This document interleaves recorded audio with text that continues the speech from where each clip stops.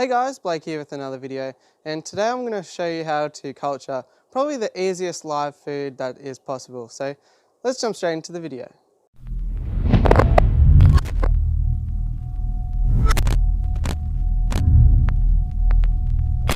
Okay, so these are the products that we're going to need today to culture vinegar eels. So if you can see nice and close up into the top of this bottle here, which I don't think it's going to quite be able to focus on, but if it could, there's a lot of tiny little worms in there. So we're not going to really be able to get a great indication, but you'll just have to trust me on this.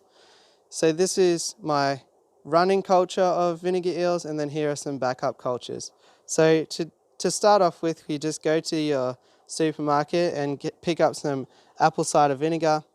You don't need any kind of special type or any brand or anything. This is the one I've got. I think it was one of only a couple that are available, so I just picked up whichever one was the cheapest. And then from that point, you just cut up some slices of apple and place it inside. Once again, it can be any sort of apple. I've used crab apples as well because we have that in the backyard here. So any sort of apple, cut it up. And I'm told that the vinegar eels will just start to appear naturally, but personally I bought a culture online. So I had a starter culture, which I just tipped into each of these containers. I mean, obviously once you have this culture or this culture, you can divide it in half and top it up with more apple cider vinegar, and you have instant backup cultures. Now the great thing about vinegar eels is that they don't need any sort of heat, light or anything to survive. So I literally just have this sitting in this storage area in the dark, and they'll last more than a year. So I just like to have a few backups. And then when it comes time to actually harvesting them, I've just got this beer bottle. You want something with the skinny neck, because what we do is you pour the culture into the base, then you put some sponge, then some fine filter floss, and this is just fresh tank water here. So dechlorinated tap water will work just as well.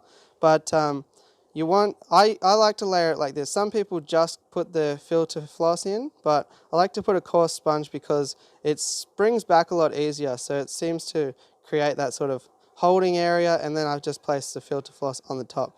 And the reason we do this is because as the vinegar eels require oxygen, they swim through up to get oxygen from the top, and then they can't get back down. So it's a really simple way to separate the vinegar eels from the vinegar. And from that point, you just take a little pipette like so, and we've got some vinegar eels ready to be fed in here. We might take it over and we'll give it to, excuse the mess, we'll give it to the pygmy cories. So we might be able to see in the tank, those are all of the vinegar eels there. So in time, no doubt the pygmy cories will come through and eat it. They are a bit shy on camera, so there you have it. Probably the cheapest and easiest way to have a live food culture for your fish. Vinegar eels are very small, so they're a great starter for any sort of top dwelling fish. Rainbow fish are good, but really anything will have a go at vinegar eels. Just be mindful that they're really small, so just make sure that you feed them to really small fish. Alright, if you like this video, please like, subscribe and all that fun stuff, and I'll catch you on the next one. Thanks for watching.